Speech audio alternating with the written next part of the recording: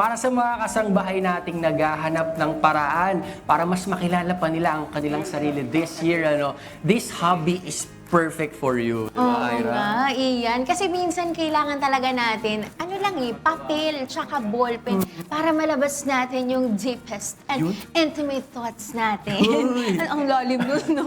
And this morning, pag-uusapan natin ang journaling. Ay, favorite ko yan. At syempre, paano ba ito nakakatulong sa ating isip at ating damdamin para sa ating pang-araw-araw na pamumuhay. At kasama natin ngayon ang isang journaling enthusiast at creative mentor mula sa Artini Cathy and representing the South Journaling Club and Crafters Marketplace. Aba, may bisita tayo ngayong Yes. umaga. Yan, let's welcome Miss Cathy Balmores. Good morning, Morning, po.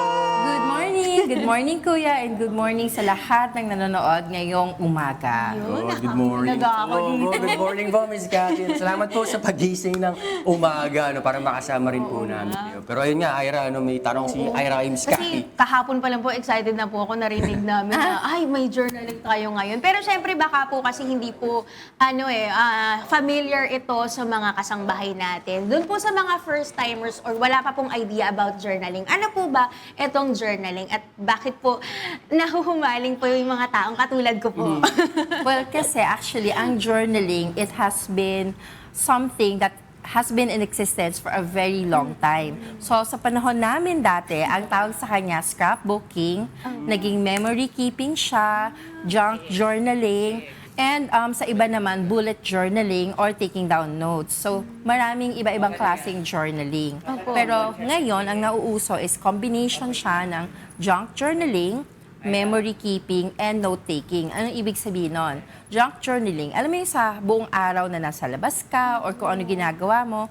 Minsan, di ba, kunwari nag-date kayo o lumabas ng barkada, pamilya, may mga table napkins na parang tinatago mo, may mga little notes. So sa junk journaling, yun yung nilalagay mo sa notebook or journal mo. Bakit? Kasi it helps you pag tiningnan mo, ay, kumain pala kami dito. I-recall po Ay, yung ito pala yung memory. mga kasama ko. Yes. Memory keeping, mostly photos naman. Opo. Tapos maglalagay sila ng little snippet kung ano yung naramdaman nila, sinong kasama nila. Tapos yung iba, bullet journaling, yun yung minsan mga to-do list Opo. para maging mas productive ka.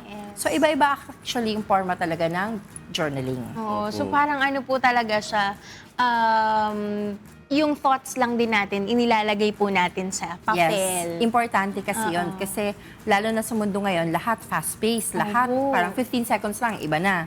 So minsan, kailangan mong isulat Tama. para mawala siya sa isip mo, andon lang siya, or kailangan naman para makatulong sa mental health mo na mailabas mo lang lahat. Kasi sabi nga nila, minsan there are things you should not post. Ay. So, isulat mo na lang sa journal mo Correct. para nailabas mo siya sa sistema mo in a safe space.